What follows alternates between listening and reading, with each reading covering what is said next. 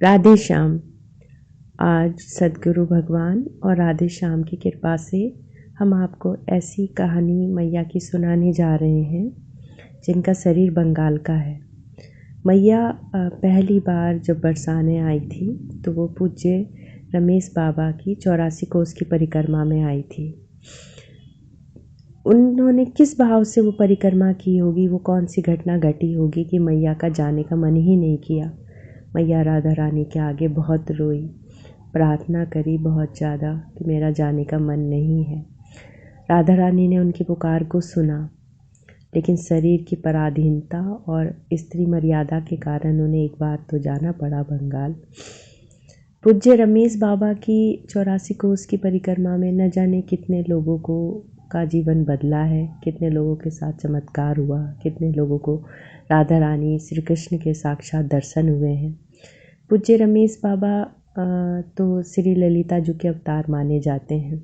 एक सिद्ध महापुरुष है, भगवत प्राप्त महापुरुष हैं पूज्य रमेश बाबा। मैया को जब बंगाल गई मैया, तो मैया ने अपने पति और बेटे को बताया, लेकिन उनके बेटे और पति ने उनको परमिशन नहीं दी। आप समझ सकते हैं कि स्त्री शरीर है, न जाने किन से कौन कौन सी बातें उन्हें सुननी पड़ी होगी, लेकिन उनकी भक्ति का जो रंग इतना गहरा था कि मैया सब कुछ छोड़कर 1-2 महीने के अंदर ही वापस बरसाना आ गई अपनी बेटी और दोती के साथ। मैया 6x4 के एक छोटे से कमरे में रहती हैं। वहीं मैया ठाकुर जी के लिए प्रसाद बनाती हैं, यानी भोजन बनाती हैं। वहीं मैया के शयन का स्थान है। ऐसे ही इतनी छोटा सा कमरा है कि अच्छे से आदमी पैर भी नहीं पसार सकता, और दरवाजे के नाम पर एक पर्दा है, बंदर अंदर घुस आते हैं। मैया भिक्षावर्ती के लिए इधर उधर जाती है तो लोग उनका भिक्षावर्ती का सामान उठा ले जाते हैं, कंबल उठा ले जाते हैं। सर्दियों में भी मैया की बहुत आंखें सूज रही थी वहाँ पर। एक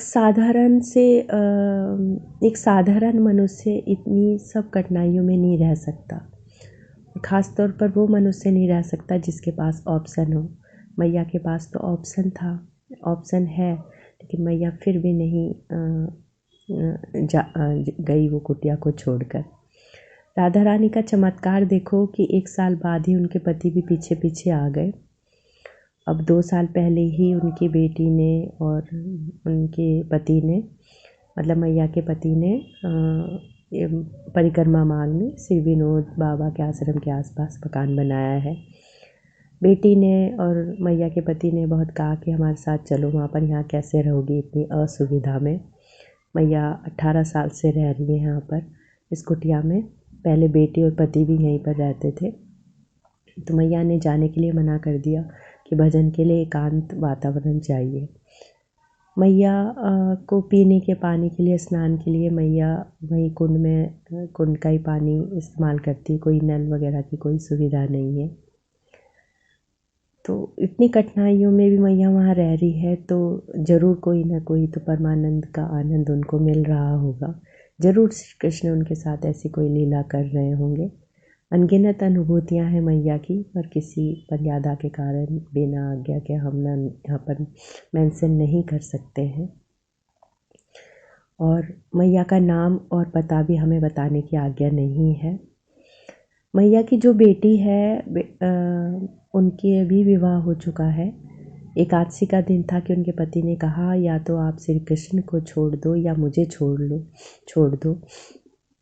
बेटी ने मतलब दीदी ने, मैया की दीदी ने बहुत अपने पति को समझाने की कोशिश करी, लेकिन उनके पति नहीं माने। उन्होंने स्टाम्प पेपर पे उनसे लिखवा लिया कि तुम अपने मायके जाओगी और कोई हिस्सा जायदाद ज़मीन में नहीं मांगोगी, और मैं दूसरी शादी कर रहा हूँ, तुम कोई एक्शन भी नहीं लोगी। एक भक्त को क्या चाहिए? एक भक्त को कोई लोभ तो होता नहीं है। वो वापस अपने मायके आ गई, और फिर 1-2 महीने बाद ही मैया की बेटी ने एक छोटी सी लाली को जन्म दिया। तो मैया अपनी दोती और बेटी के साथ बरसाना आ गई थी।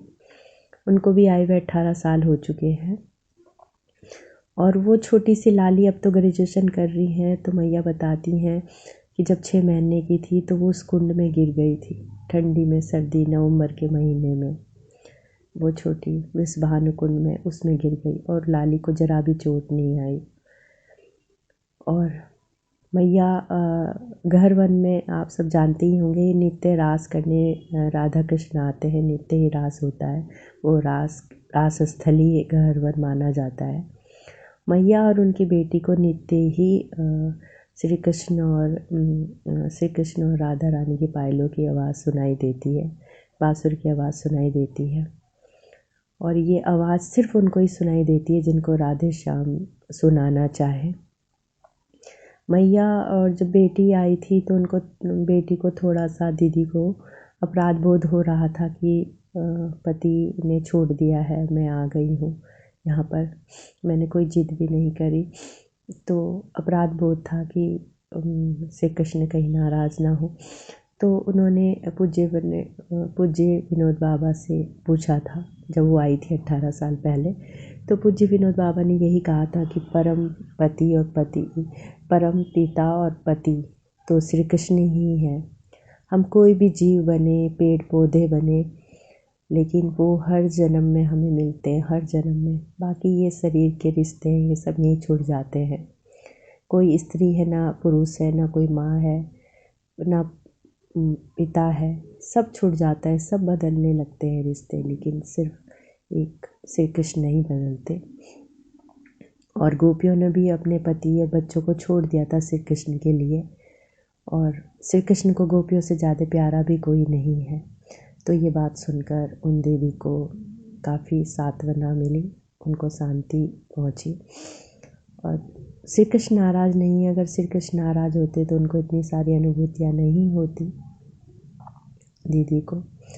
और मीराबाई ने भी पूज्य तुलसीदास जी से ये प्रश्न किया था कि मैं साधु संग करती हूँ, भजन गाती हूँ, तो मैं अपनी सगे संबंधियों की नज़र में एक अच्छी बहू नहीं हूँ, मैं सब करती हूँ, तो मुझे क्या करना चाहिए।